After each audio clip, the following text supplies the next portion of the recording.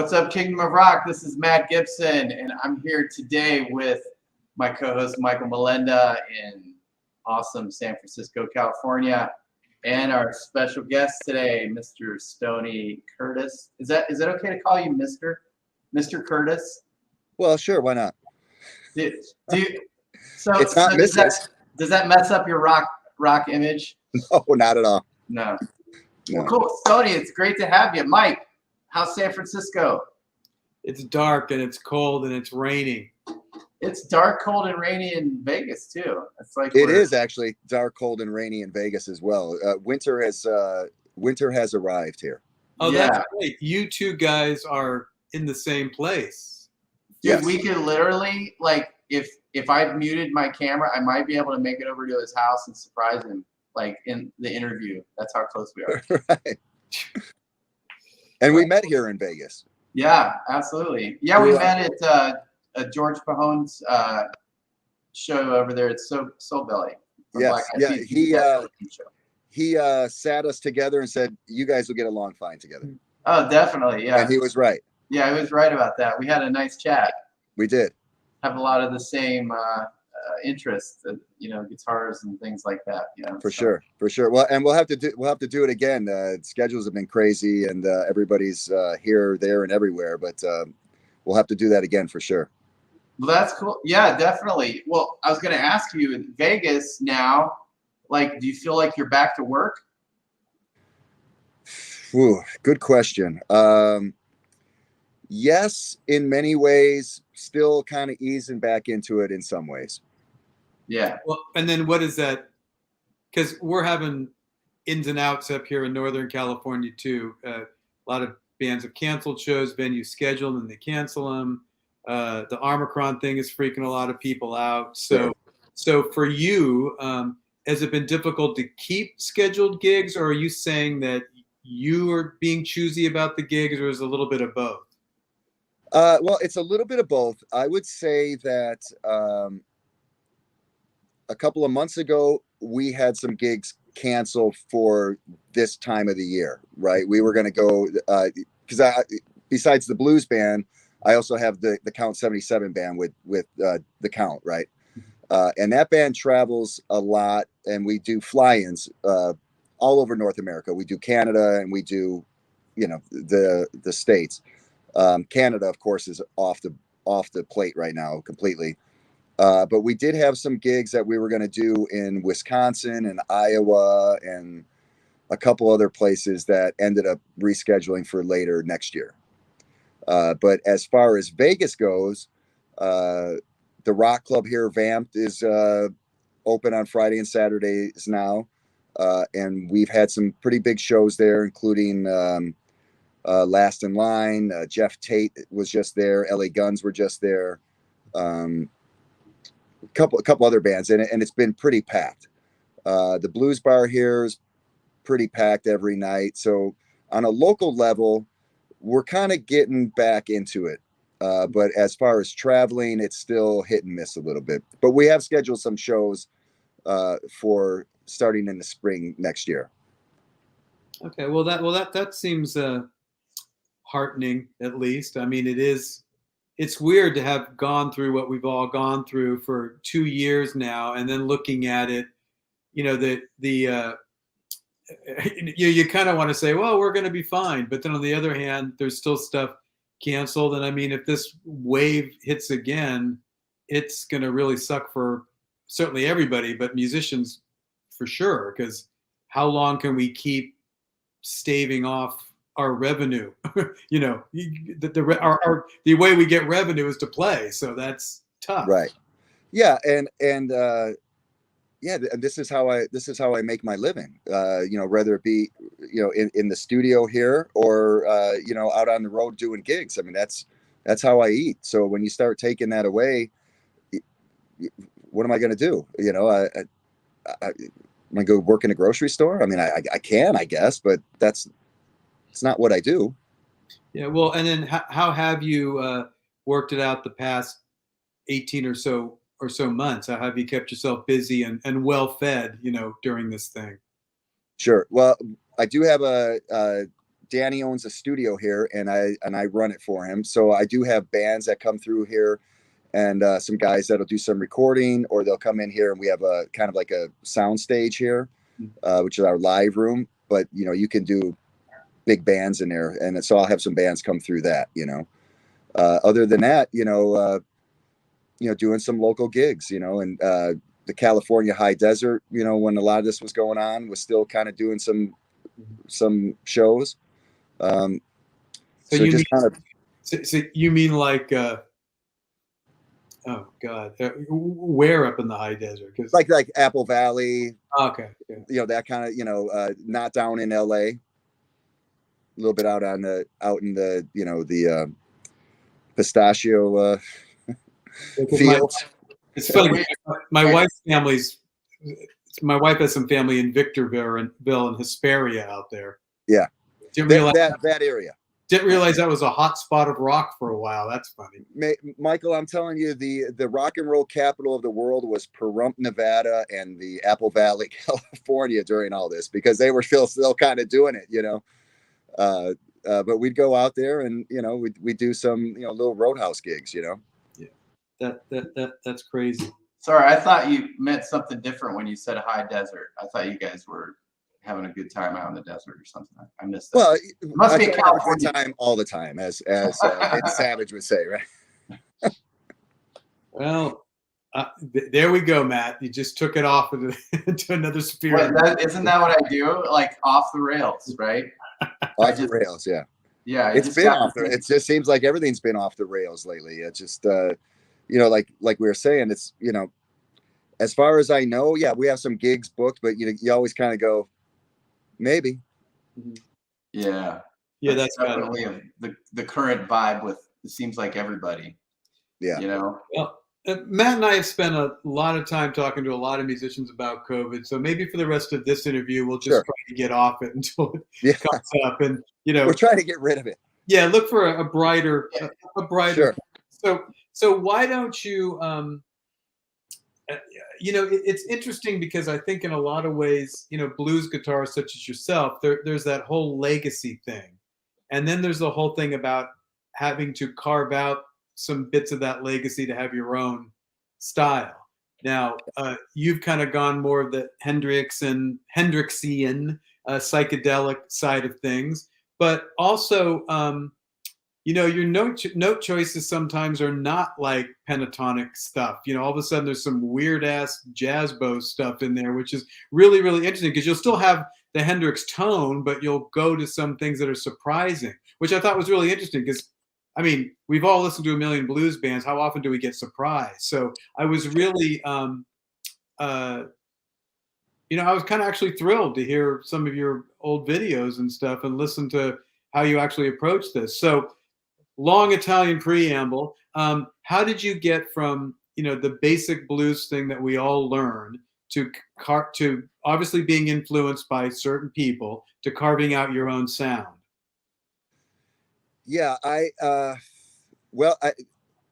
have a lot of influences, and my influences always have been, like you said, the Hendrix, the Robin Trower, Stevie Ray Vaughan, of course, and then the blues guys, the Buddy Guy and Otis Rush, all those guys. Luther Allison, I love Luther Allison. But I also grew up with Kiss, and I grew up with Michael Schenker was always a big thing for me. The South Side of Chicago, where I grew up, was blues and it was hard rock. So I've always had that kind of fusion of influence around me all the time. So, and I never really got into playing a lot of covers.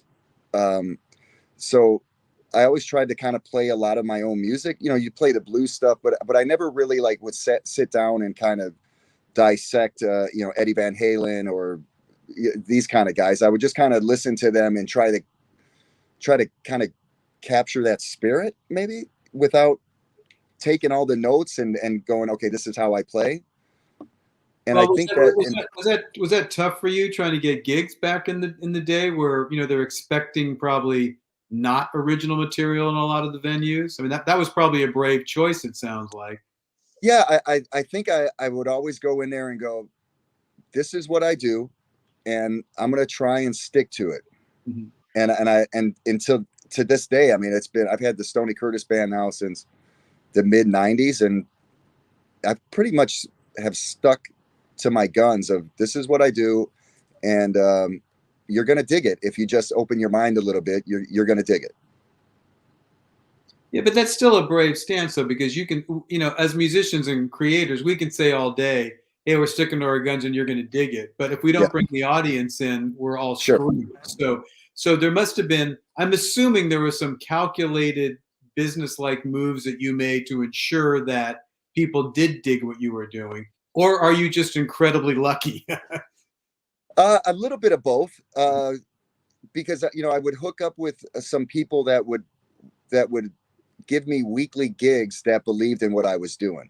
So in that way, you could kind of build up your audience, and a group of people would come on Friday, and they'd be like, "Wow, that's really cool." And then when I came back a couple of weeks later, they brought some of their friends, and they were getting into it, But I would still sneak in some covers to remind you of, oh, this is pretty good stuff. So here's a Stevie Ray Vaughan song. Okay, well, here's a Eric Clapton song. And just kind of keep throwing those little nuggets out there to keep them interested. Oh, okay. Well, it's also interesting. The Beatles, it was interesting because they kind of proved what the Beatles sound was when they did Motown and covers, stuff like that. Because all of a sudden you went like, well, that doesn't sound like Motown. It sounds like the Beatles, which I think is an interesting way to, really clarify what sound you have when you're doing a cover. So Sure. did you, it sounds like you probably didn't stick to how Clapton played his stuff or how Stevie Ray did it. So how did you exert your own personality into their material? Just being yourself, just playing the way I play. I can't play like, Stevie Ray Vaughan. Stevie Ray Vaughan is Stevie Ray Vaughan. I can't play like Clapton, but I can play in that box or in that area and present it in my style. But I've always grown up with musicians and bands that lay it out, and they perform and they put on a show, and they give you energy and that kind of stuff. So I would try to always deliver whatever song I'm playing. I always try to just deliver it as though I was at a Kiss concert, so to speak, Well, let me ask you this, Stoney. What would you like? What advice would you give to a young musician that's out there trying to build up their brand in today's world? There's so many options, there's so many channels and choices and places where you try to get people's attention, right, with your music. Yeah. Like, what would you say to some up and comers about that environment, from your perspective? Well, I mean, from a lot of things that I follow, I mean, it's constantly trying to put some kind of content out there. You got to, whether it be Instagram or YouTube or Facebook, it's really it's like a job every day to kind of keep yourself out there and stay relevant. But you gotta put some cool content out there once in a while, but also not giving it all away. Does that make any sense?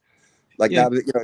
it's like not giving the whole everything away, but giving little clips and little pieces that were kind of reel them in a little bit, and then hopefully those little clips and stuff like that will then bring them to watch your full video on YouTube, or listen to your album, or get to your Spotify or your YouTube channel. So I try to do that every day. I try to put some kind of content out or some kind of promotion out, and just try to keep the name and the brand out, whether it be the Stoney Curtis Band or Count 77. It's like, it's a job every day. Is anything better than playing in front of a live audience, though? Like, as Not far for- as promotion? Not for me. I mean, that's where, that's the real deal. You can't fake that. Right. So when you're in front of a live person, you're getting the real thing. You're getting it live. There's no tricks. There's no special, treatments on anything. I mean, it's raw. Although we did have Vi on here, he said several occasions that he has cheated, to get the Hollywood magic to happen, like in many occasions. Like, how do you balance that kind of personal integrity as an artist for your own, what you want to present to the world versus Hey, Matt, this is a good question, but what do you mean by Hollywood magic? So he can. Like, it's not so much that we're gonna use marketing to pretend we're something we're not, but it's kind of like that extra, like a little bigger than life, larger than life thing. Because like the blues seems like it's just mostly authenticity, right? But like everybody wants you to go dancing on TikTok, or I don't see you doing dancing TikTok videos. Maybe I do have. I have been working on a couple. You have to buy into his VIP thing to get the dancing video. Oh, gotcha. It's fans only, man. Yeah. I have been working on a couple of my boy band dance that the little. Nice. I've been trying to get some of the moves down, but you saw it here first, Kingdom of Rock. You saw it right here. My first move. Yeah, I always put up good pictures. You do have some very good pictures. You have some. Yeah, I have good pictures. So for the two bands, I have like kind of two different vibes, two different looks. With the blue stuff, it's just kind of me, and I'll do the the flowy stuff and that kind of thing.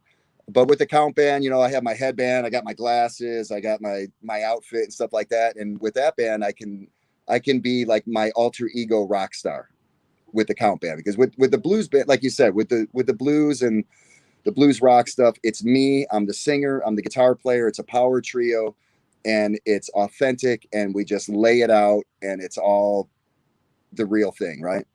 With the count band, Danny's the singer, and I'm the lead guitar player, but I don't have to sing or whatever. I could just kind of put on my Les Paul, I put on my glasses, and do the fist pumps and the rock and roll moves and the Ace Frehley bends and all that stuff.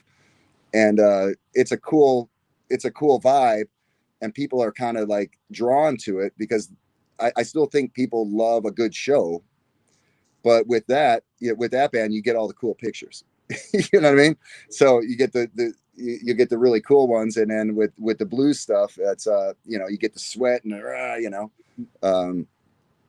so good pictures is always a good thing too.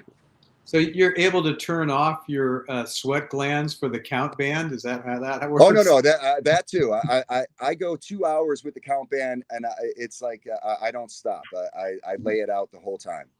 Mm-hmm. I'm always moving and always trying to get the crowd going. And it's like with that band, it's kind of like a 70s hard rock band. So you got to have all the mojo and the moves too.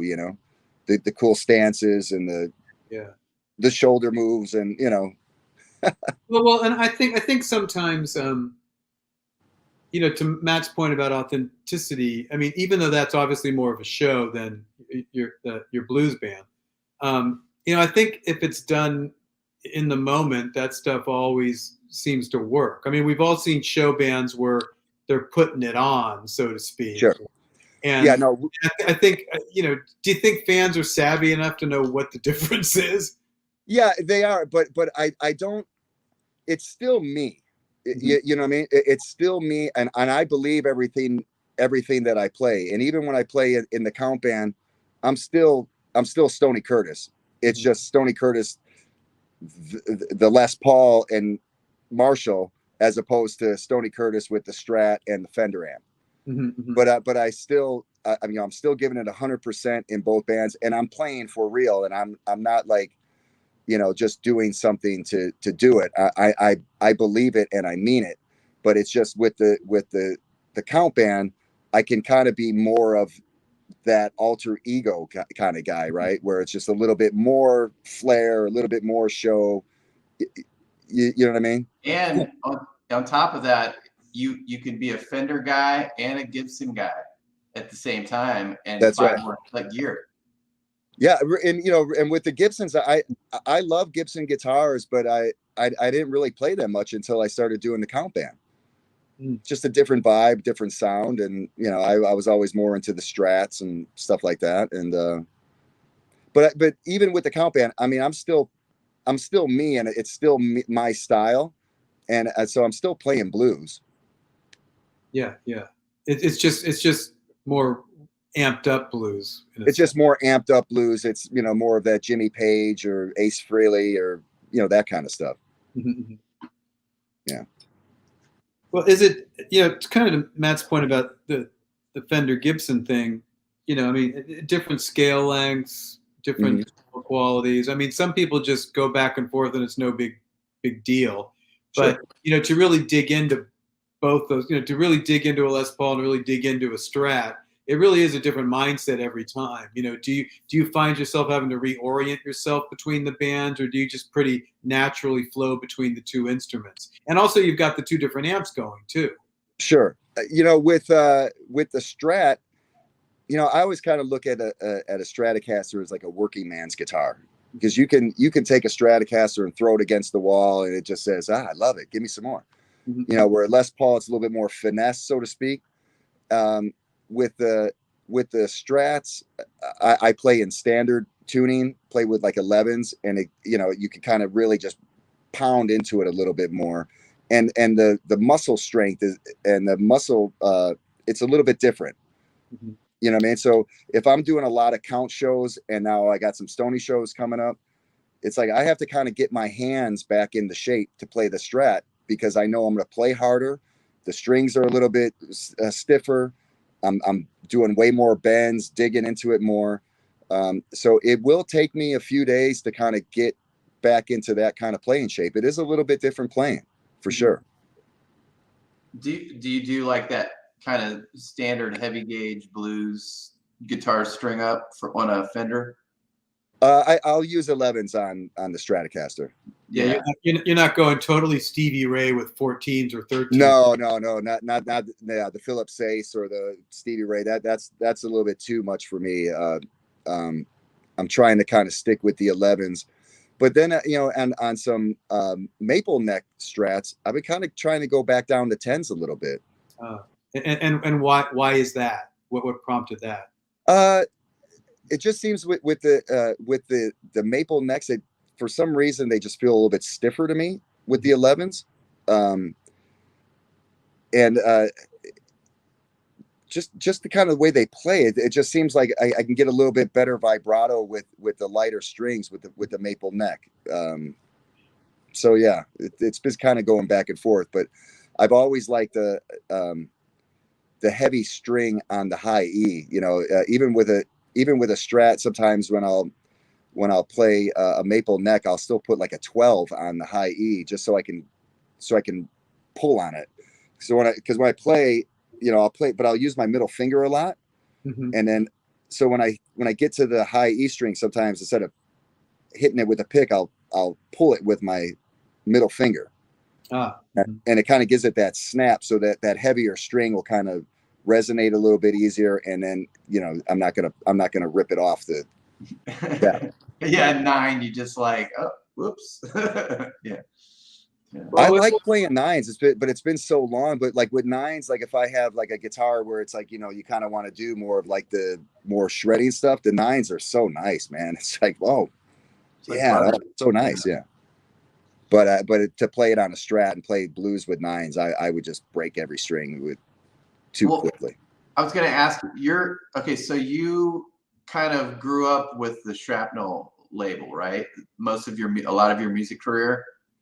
Yeah. Well, Mike and I have been working together since 2004. So all the studio Stoney Curtis albums are all Mike Vardy produced albums. Yeah.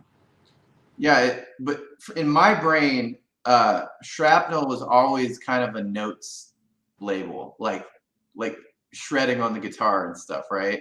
Sure. Has that affected your trajectory at all, or how has that kind of worked in your career? Yeah, well, see, with Mike, it was the Blues Bureau International division of the label. Mhm. Shrapnel's kind of like, you know, the mothership, so to speak.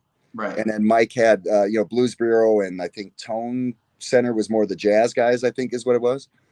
So I was always on Blues Bureau, and then and he would license it to Pro Vogue in Europe, which was, I think, Mascot Ed, you know. So I've always been, you know, it's the shrapnel thing, but I don't play the shrapnel style like you know, Greg Howe or, you know, Vinnie Moore or those guys. Joey Traffola was just here the other day.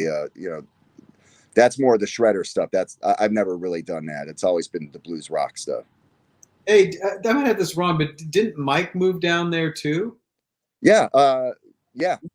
Mike is in Vegas. He's been here for a while, Mhm. and I see Mike all the time. You know, Mike's one of my best friends. I mean, Yeah. outside of us working together, we do a lot of stuff together. We hang out together. We will do jams together and stuff. So Well, say hi to him for me. I mean, we have. I will. I brought his spotlight column back to Guitar Player after a hiatus. We worked, you know, for a while, and then Yeah. I don't know. One of us got Oh, tired. yeah. Two of us got tired. Who I knows? remember that. Yeah, Mike had me. Mike had me in the spotlight the second time around. Oh, okay, cool. Yeah, I mean, of course, you know, that spotlight article was, you know, people still talk about that. You know, I mean, that was a big deal to be in the Guitar Player magazine and the spotlight thing. That was still a big deal, I think. Yeah. Well, it's kind of a tribute to his name because I was a little bit, you know, concerned is too strong a word, but when, you know, I met him at a show up in San Francisco, and he kind of pitched it coming back, or because it's like, well, you know, it's kind of its era. I don't know whether it's going to work anymore because, you know, it's the shredders have kind of fallen by the wayside. Sure. But you know, his name still had a lot of pull, and you're absolutely right. I mean, it was successful the second time around, and you know, I credit that to him, really. You know. Yeah.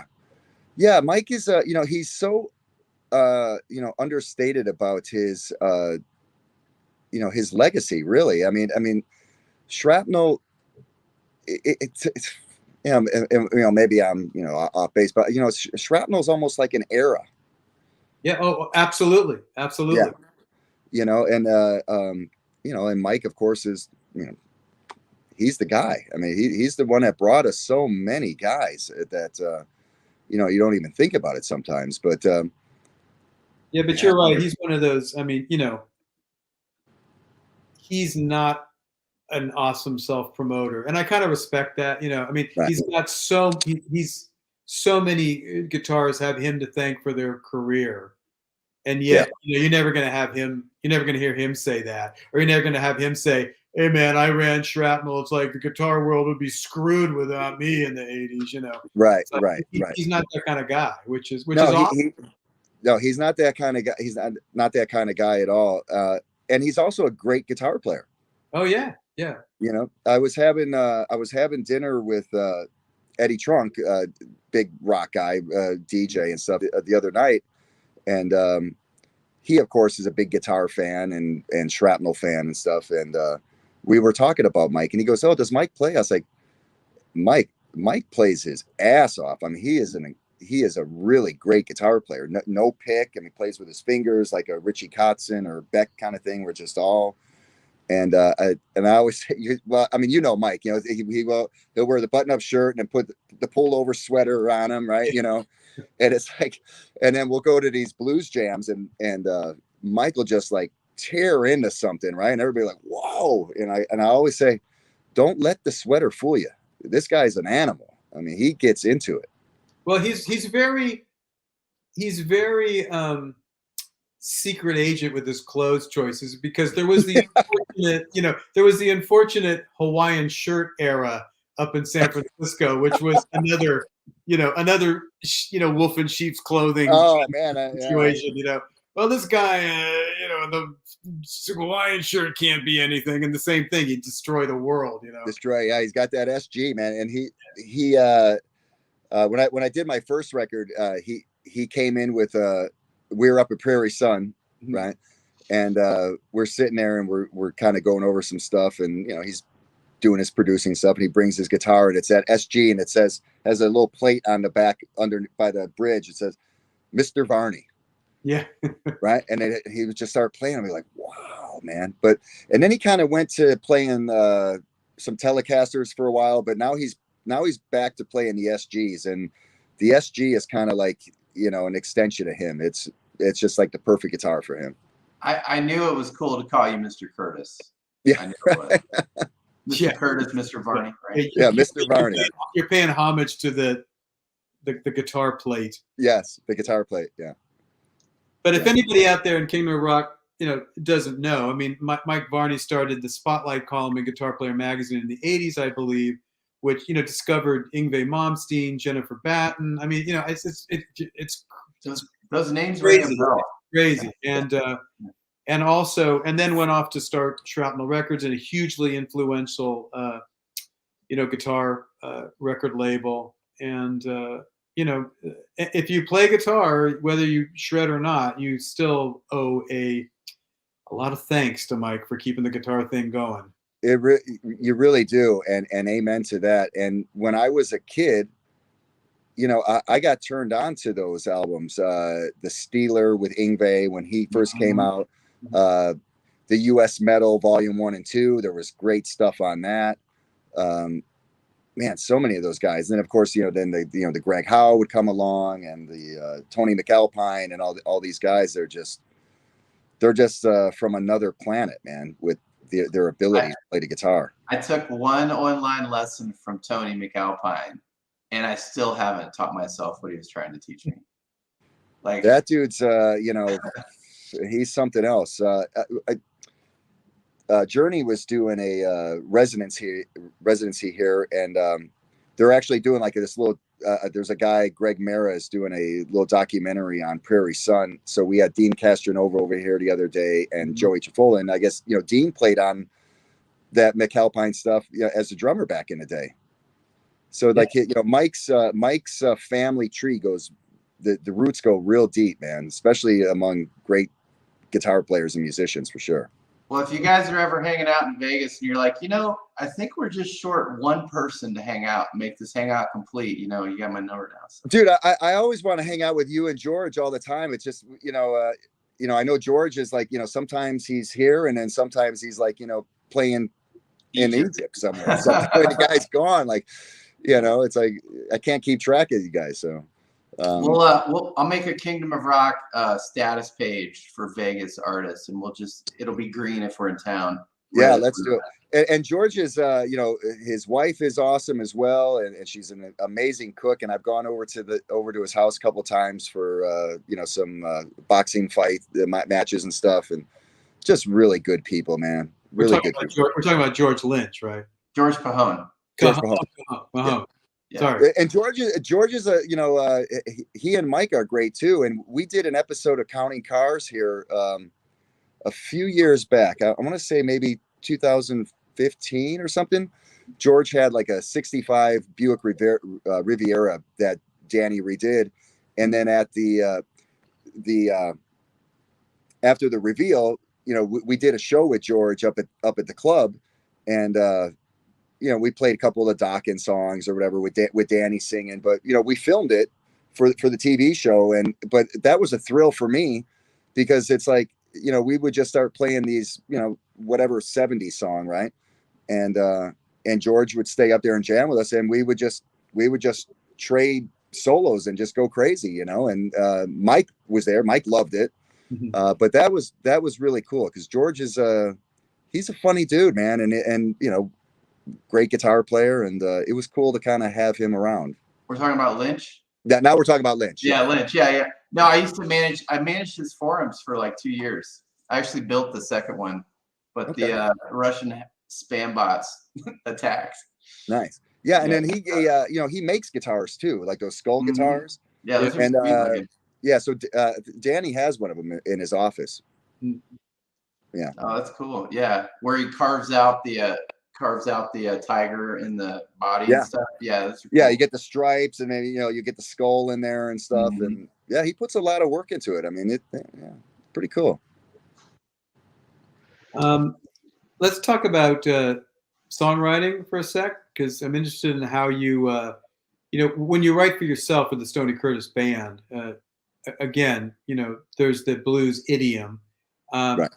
Do you just kind of let stuff come to you and it is what it is, or do you consciously try to go in a certain direction or conceptualize the songs in a way, or is it a combination of both? Because I know some writers, we all know the song just kind of beams in from the universe. We don't even know where it came from, and other times, a lot of writers, maybe you, maybe not, get very detail oriented about crafting a song a certain way.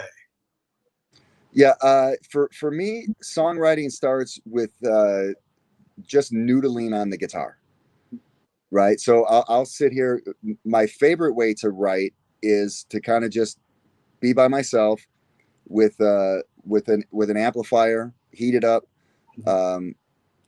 usually kind of late at night, and I'll just sit there and kind of noodle, and then little riffs will start coming, and then it's like here, I got the microphone right here. I'm sitting in the studio right now. So lately I've been, because I'm about to do a new Stoney Curtis album, and we're going to do a new Count 77 album. But so I'll sit here and just kind of play. And then I got the amp out mic'd up out in the hallway, and I got the microphone here, and I just start noodling, and little things will start kind of coming together. And then once they start doing that, little sections go, well, this is cool. I like this. And then something else will kind of come up and go, oh, well, this will go with this.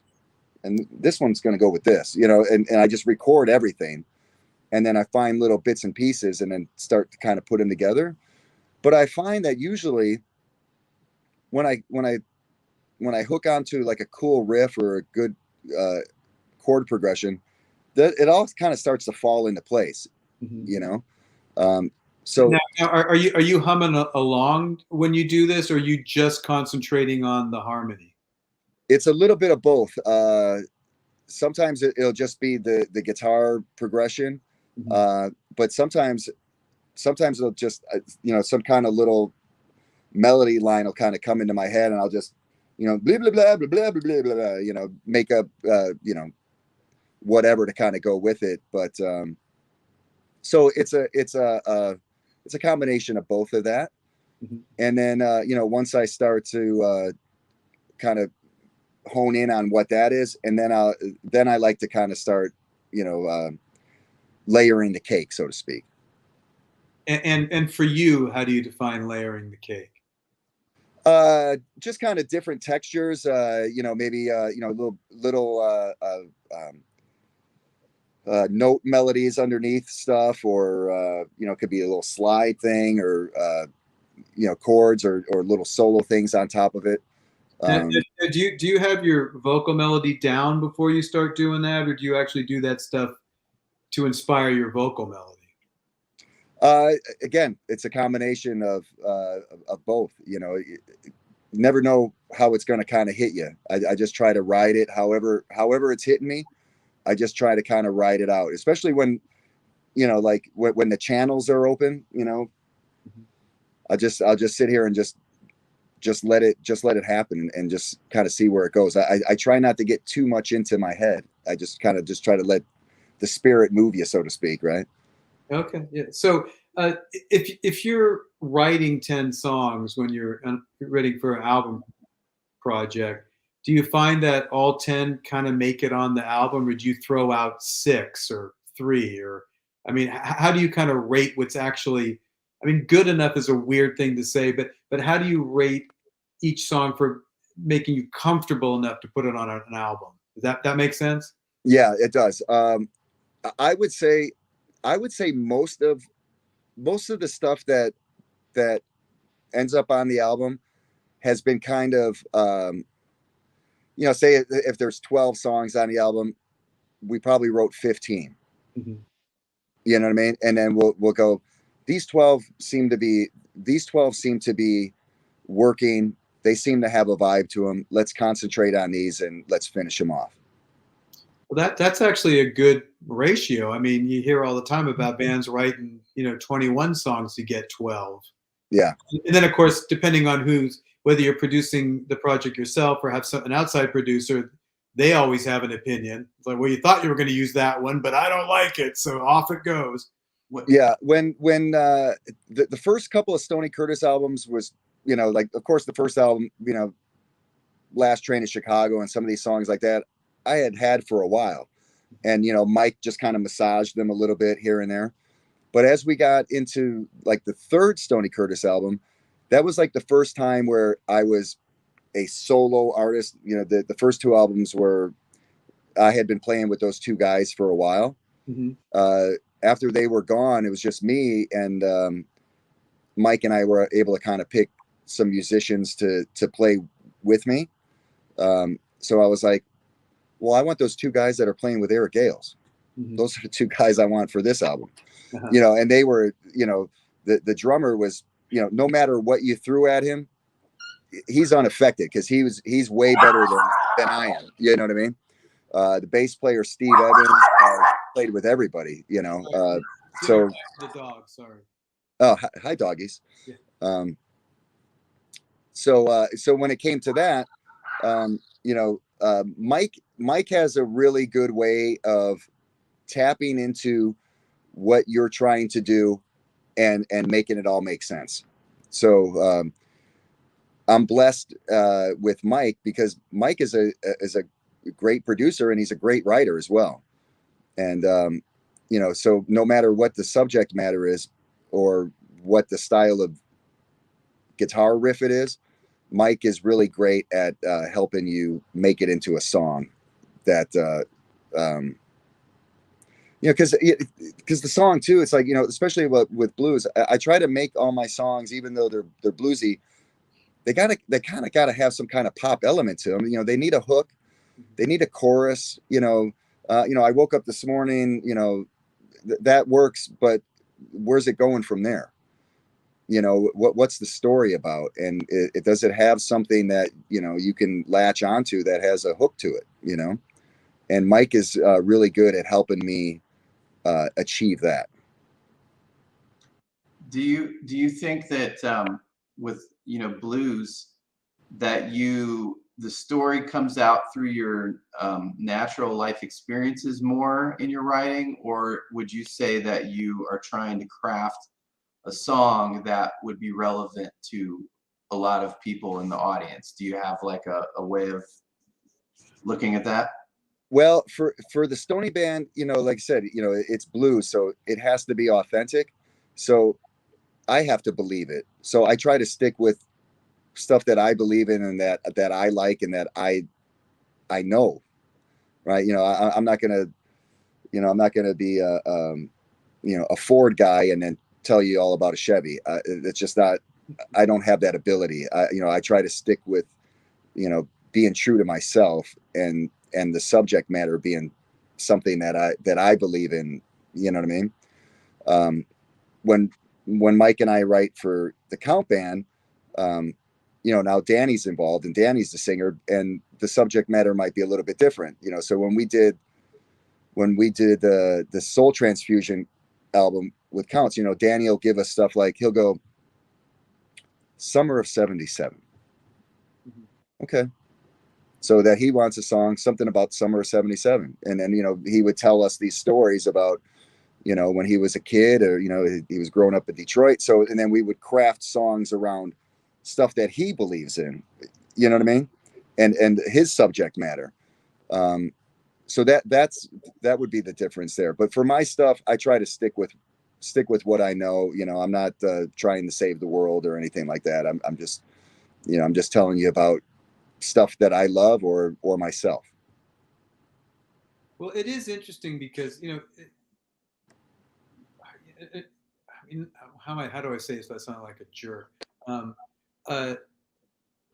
There are songwriters, especially now, in the pop field that, and have been even since the 60s, where it's like, oh, I'm going to write a song about whatever. I have no experience with that, but I have a good hook line. I think it's going to be popular and poppy, and it's about kittens or whatever. Sure. But with blues, although it's difficult to get back to, like your influences, the first wave of blues cats, whether it's John Lee Hooker or the Kings or whatever.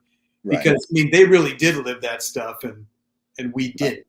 But it is weird to me sometimes when I'll hear a modern blues band and I hear this weird dichotomy between I need to write a hit for the radio, but I like the blues, so it's going to be a blues radio hit. Sure. Yeah, for me, again, it's like I grew up just with that music around me. So I'm definitely not faking the blues. I didn't grow up in a cotton field. I didn't do that kind of stuff. So I have no business singing about it. But I did grow up in a blue collar town. I lost my father when I was 4 years old. My sister had a drug problem when she was substantially older than I was, and she had a drug problem. And I kind of grew up with her kind of looking over me in this madness. So, my blues is a little bit different than like the old school, blues of the black man, so to speak. But I think that's, I mean, you have to translate that to keep the idiom relevant. I mean, we can't, sure. You have to translate your experiences and share them. Right. So yeah, but my experiences are a little different, but but it's still the blues. Good, bad, or indifferent. It's still that's what's in my blood, and that's what's in in my soul, and I don't fake it. Well, I was never implying that. I mean, anybody who watches your videos or listens to your music knows that you're the real deal. I mean, I wasn't. It's just interesting. It's just interesting because there will be in any style, whether it's prog or jazz or whatever, there's the foundational elements of it, and then there's, oh, can we popify this? It's just Right. interesting and sometimes it's an amazing hybrid. I'm not. Sure.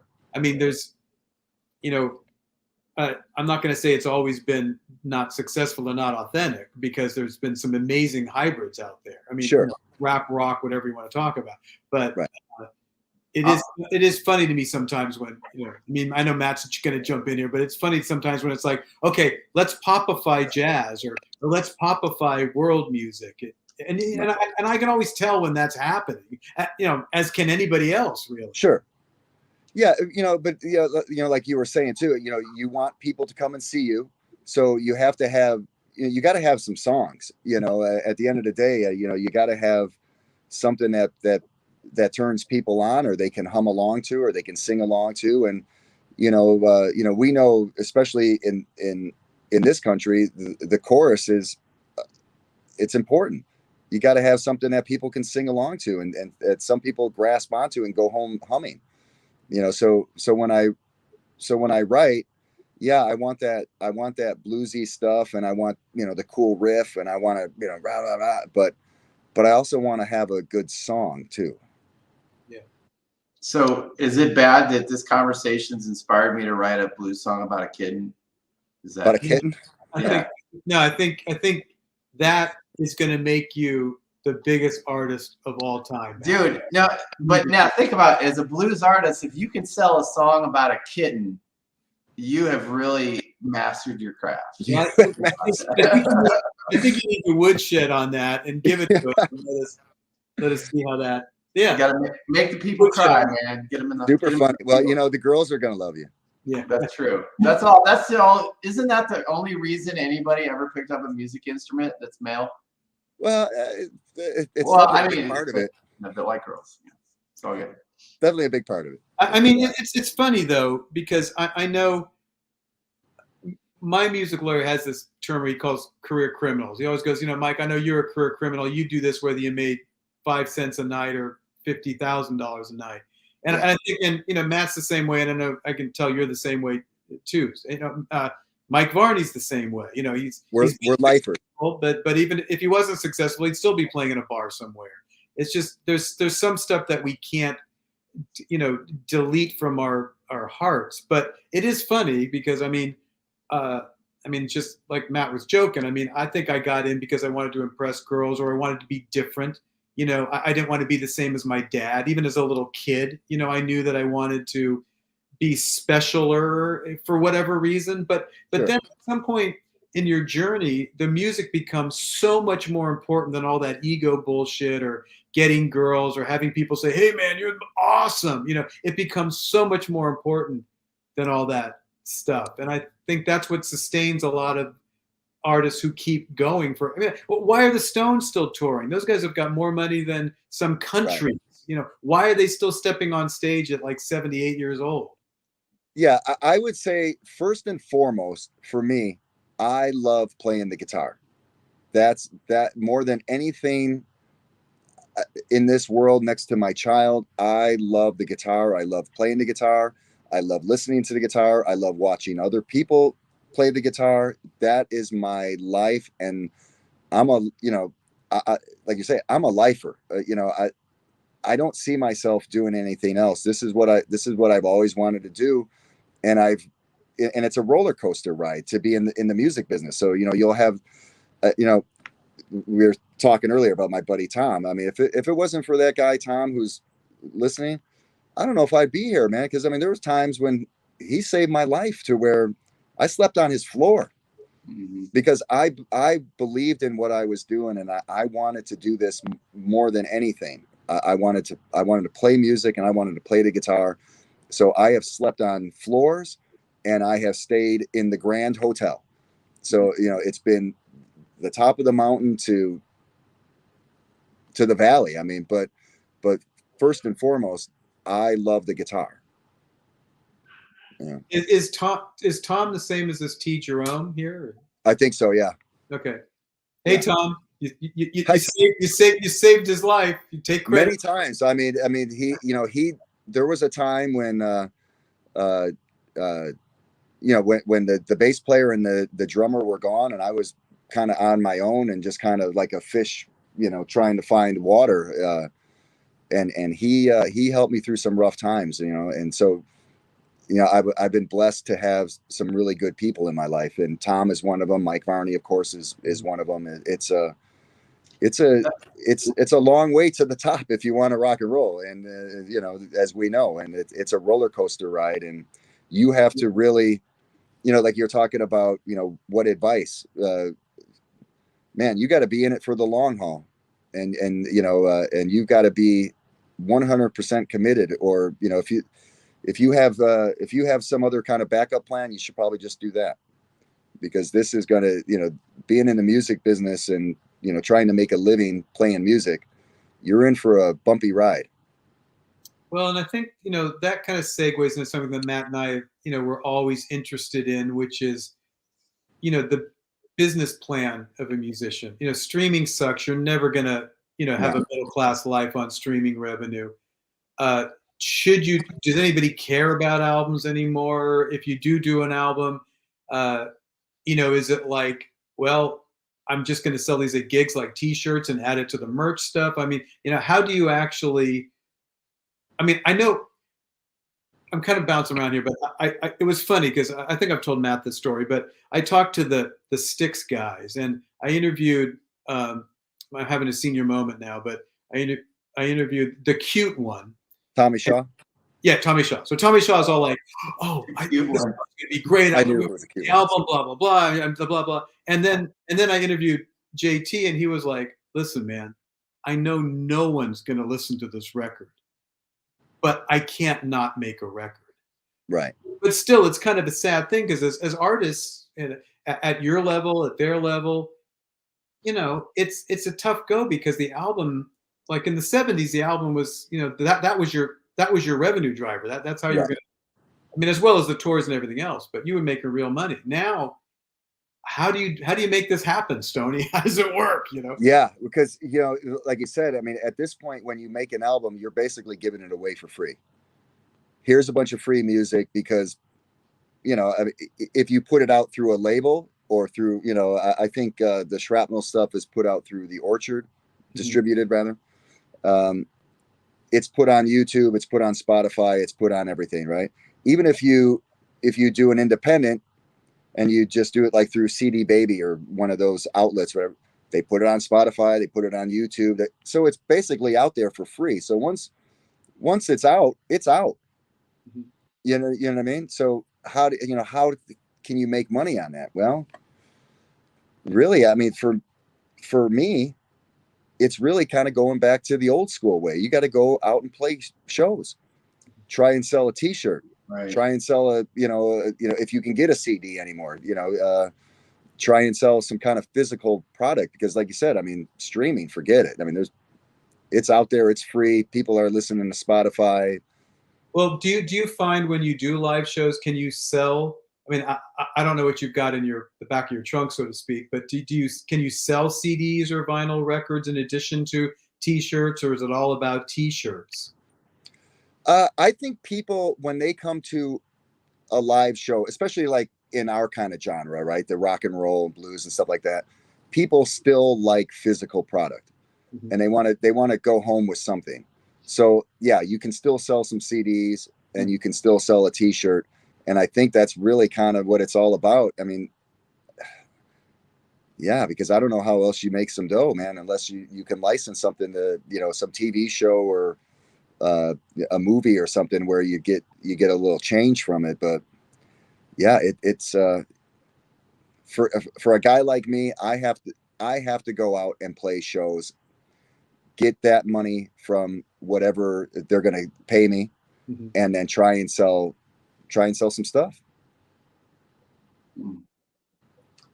Yeah, I think that the industry right now, like I was going to ask you, and we are getting kind of close to the top of the hour, so we'll have to wrap up here in a few minutes. But I was going to ask you about the Vegas music scene in Mhm. general, because when I first moved to LA in 2019, I kind of thought that's where I was going to find all of these awesome musicians that I could go hang out with and do stuff with, and I would just jump into the music scene and it'd be great, right? And that didn't really come together, and I'm not sure what I did wrong there, but I couldn't connect with people. Vegas, there are so many musicians here. There's so many like opportunities to play. But I mean, is there money to be made in the music scene in Vegas nowadays? Like, what do Um, you? okay, so a couple of things. We have a great music community here, and it's a 1 degree of separation music community, so to speak. I mean, if you don't know somebody directly, you do.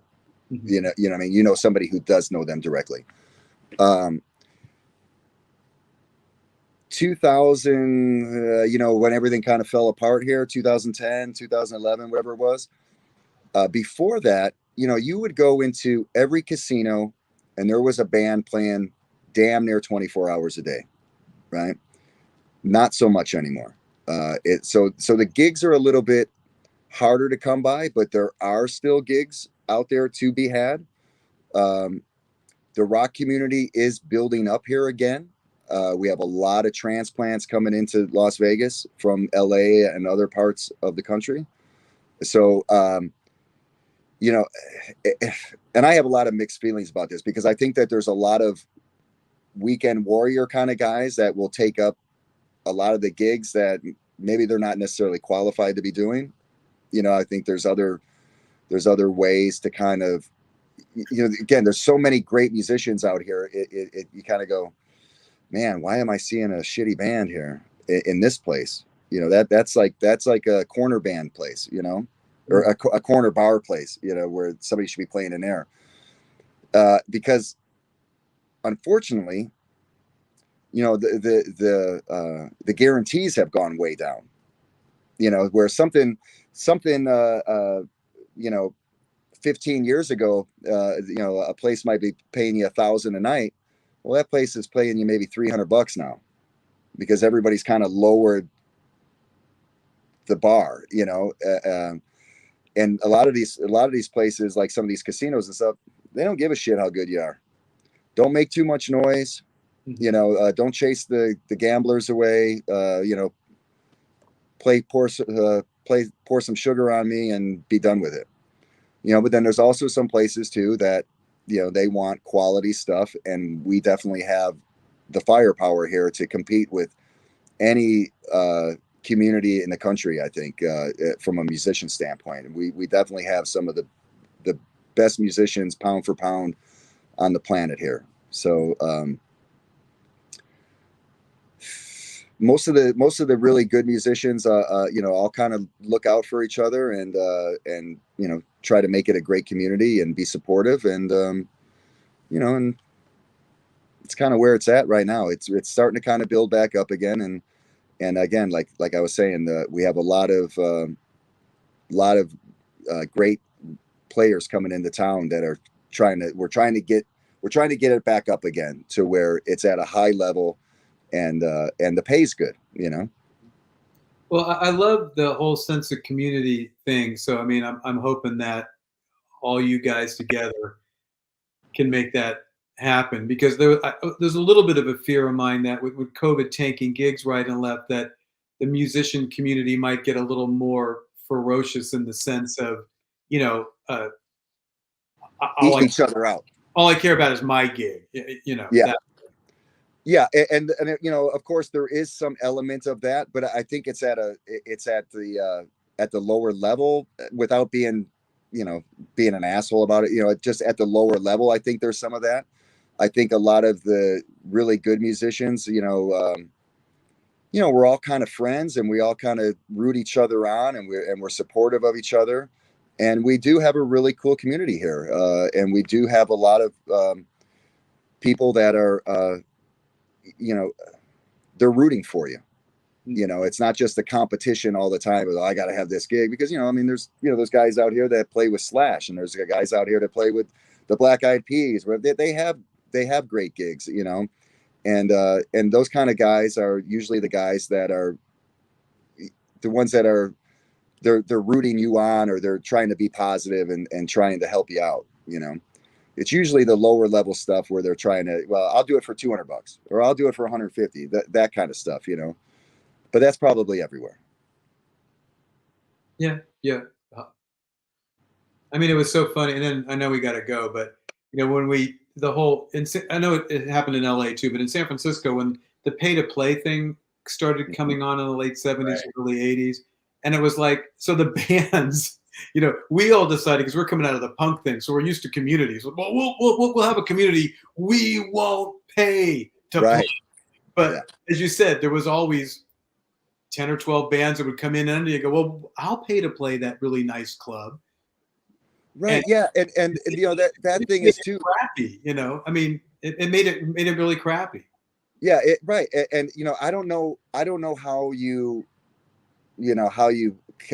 combat that, because again, it's like, what you're saying there, that's right. Say, hey, we all got to kind of stick together and say, hey, the minimum of what we should be getting paid is this. Yeah. Okay, let's do it. So all these guys, okay, yeah, but then there's still going to be the other guy that go, I'll do it, because they just they're not necessarily making their living at it. Yeah.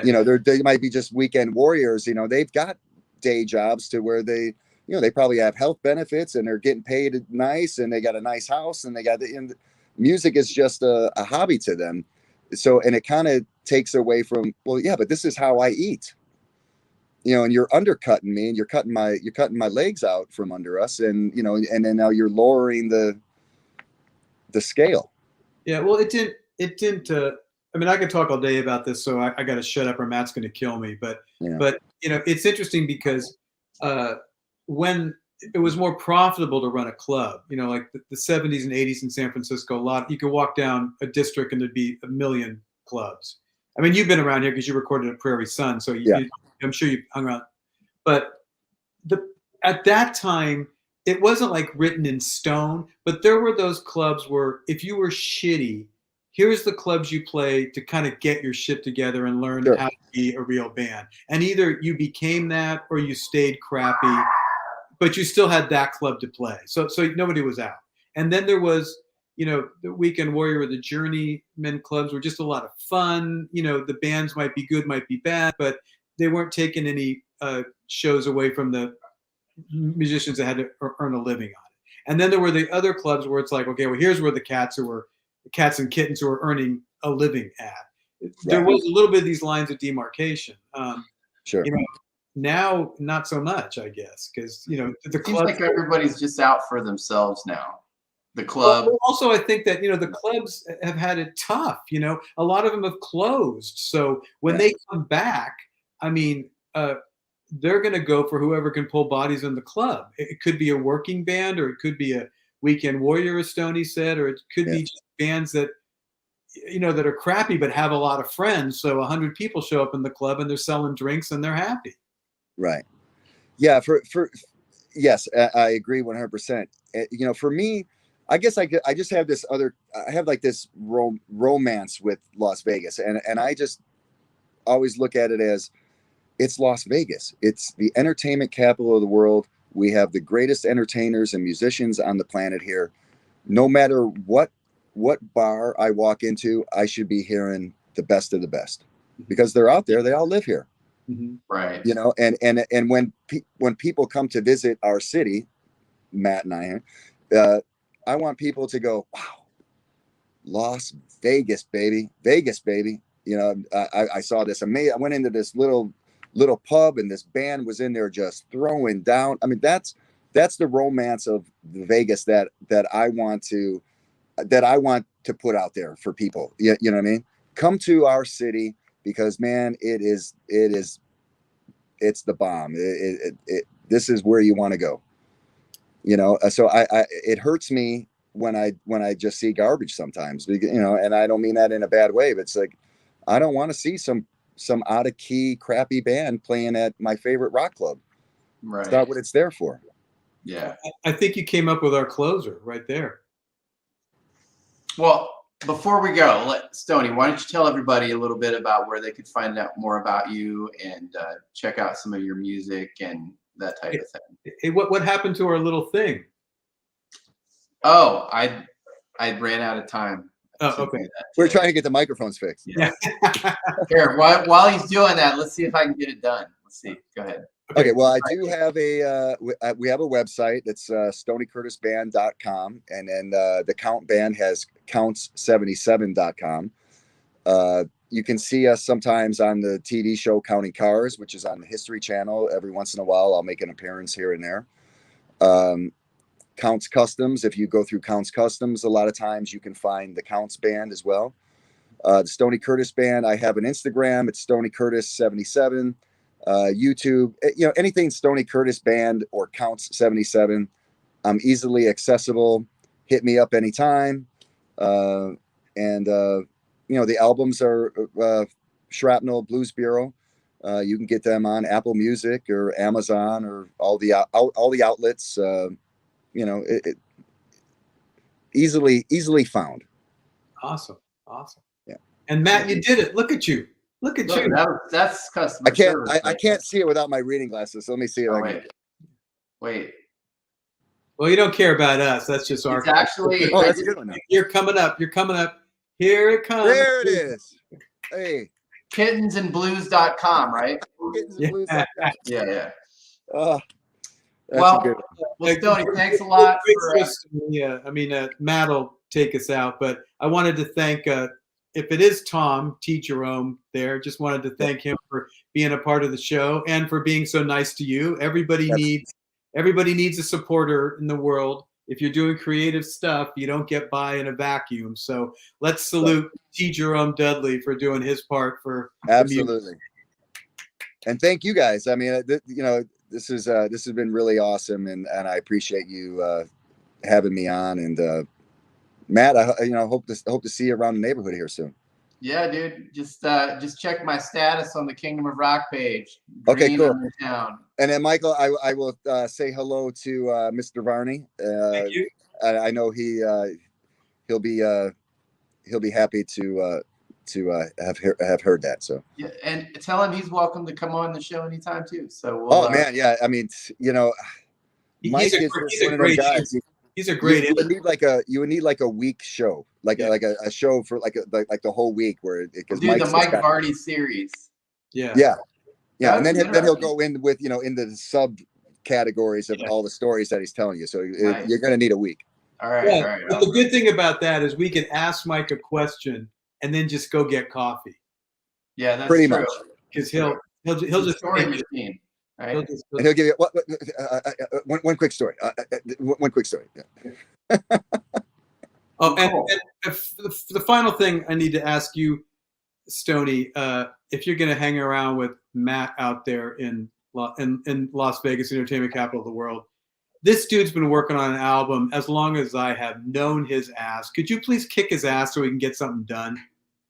You know, yeah, you just got to finish it. And I have that problem too, where for me, it's like, I do everything that I need to do. Now I need to wait for everybody else to do what they need to do. That's what I'm running into. And it's like, you'd think like, oh man, I got all these great friends on Kingdom of Rock. You know, you just say, hey, bro, can you hook me up on this part of the record? You know, Yeah. but like everybody will get it, and then they'll get busy and they don't finish it, and so then I have to bother them. And so I've just decided I'm just gonna have to teach myself how to play everything. Well, But- that'll help. But like for me, it's like I've literally had stuff on the console here for like a year. I'm just waiting for the singer to come in and sing the song. Well, Oh, yeah. hey, I'm a singer, so if you need, I just some need you to sing the metal song. pipe, dude, I'll come in there. So, All right, good. Yeah. All right, bro. Okay, well, I'm glad you guys worked this out. You almost gave him a way to skittle out of it, Stoney. So Sorry, I'm not so happy about that, but I'm sure. Matt, you come over here and we'll finish it up. Okay, that sounds good. Kittensandblues.com. All right. Kids and Blues. All right, It's a new guys. album Thanks title. a lot. Thanks, Thank you, guys. everybody. See everybody around. See you. Bye bye.